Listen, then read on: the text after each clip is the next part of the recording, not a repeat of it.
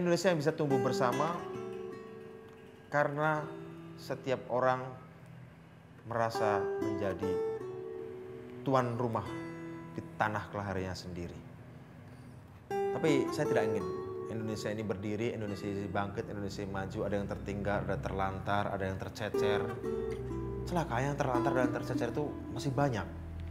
Jadi bagi saya ini bukan sebuah kekeliruan, ini sebuah kesalahan. Kalau yang tercecer itu masih banyak. Ya, saya ingin Indonesia yang tumbuh bersama.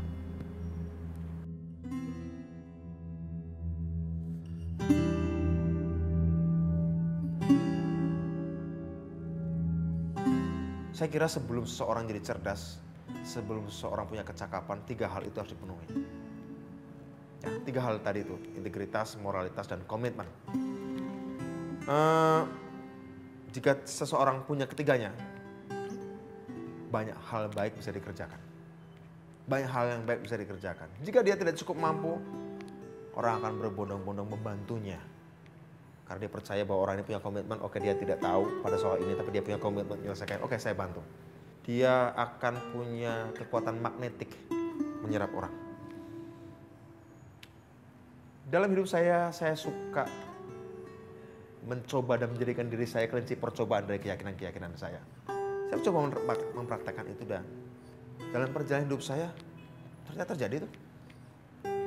Orang knowledgeable person, orang yang punya gagasan, punya kemampuan yang saya nggak punya, mereka datang pada diri saya di saat-saat saya paling membutuhkan, Menarik bagi saya. Mereka bisa mempercayakan pada saya apa yang berharga yang mereka punya, yang seharusnya bisa mereka berikan pada orang lain, begitu ya. Ya, bagi saya, ya alam semesta mendukung. Banyak pemimpin kita punya morality, punya integrity, punya komitmen. Masalahnya adalah mereka ada dalam sistem yang korup. Ketika seorang punya integritas dan masuk dalam sistem yang korup, dia seringkali harus menunda niat baiknya. Ketika dia menunda niat baiknya karena harus berkompromi dengan banyak orang, pada akhirnya dia lupa bahwa dia harus mengerjakan itu. Ketika waktu sudah sangat terlambat. Menunda dalam pengertian dia tahu kapan dia harus mengerjakannya, apapun harus ditunda, oke. Tapi ketika dia menunda terus-menerus sampai masanya habis, apapun niat baiknya, dia sudah kehilangan keberanian. Kalaupun dia tidak kehilangan integritasnya, dia kehilangan keberaniannya.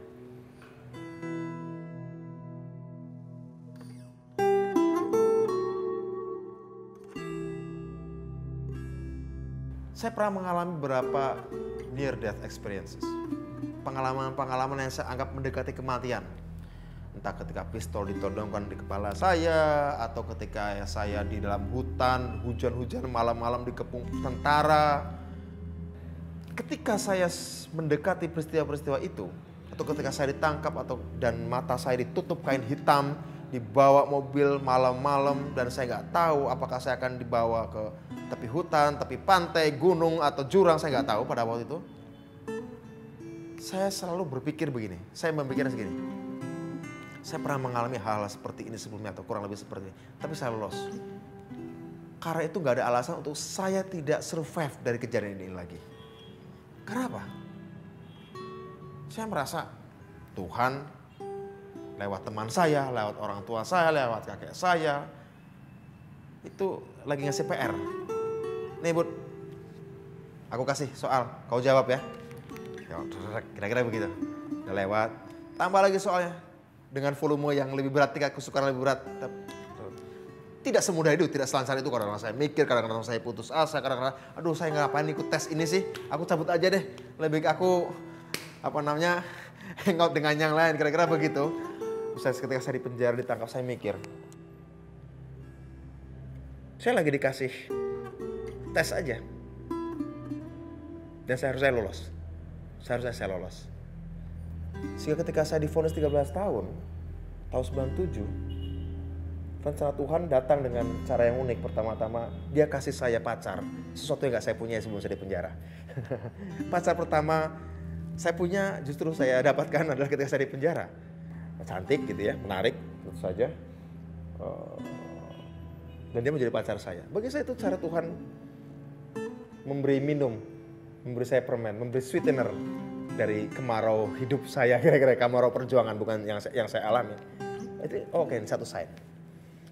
Pada waktu saya di 13 tahun divonis, saya bilang sama ibu saya, tenang Bu, saya tidak akan lebih dari 5 tahun di penjara ini. Jadi saya tidak akan tua di sini. Kenapa? Sederhana aja. Apa yang sudah terjadi, peristiwa 27 Juli, kemudian setelah itu ada beberapa kerusuhan di berbagai tempat yang lain. Suatu fenomena yang gak pernah terjadi sebelumnya di Indonesia selama 20 tahun terakhir. Tapi itu terjadi, itu menunjukkan nih, udah goyang ini. Kekuasaannya udah goyang, udah rapuh, udah mulai berkarat, udah banyak rayapnya. Kita nunggu momentum saja. Betul setelah saya divonis awal Mei 97, bulan Juli, Agustus, terjadi krisis moneter, terjadi krisis ekonomi. Barang-barang naik, dolar naik, semua orang yang tadinya merasa nyaman, adem, ayem, tentram dengan hidup mereka tiba-tiba gelisah. Mungkin dulu yang lawan Soeharto cuma sekedar aktivis atau rakyat biasa atau pendukung PDI. Tapi mulai bulan Juli, Agustus, setiap orang yang tadinya cuek dengan politik yang justru dulu juga mungkin nyelak kita gitu ya, tiba-tiba merasa, Soeharto ini gak bisa diterusin, kalau kayak gitu terus hancur nih ekonomi, kira-kira begitu. Dan setiap orang akhirnya melawan dan terjadi. Dan saya merasa bahwa ini juga cara Tuhan untuk menyusun rencana-rencana. Begitu. Tentu saja saya percaya pada doa ibu saya.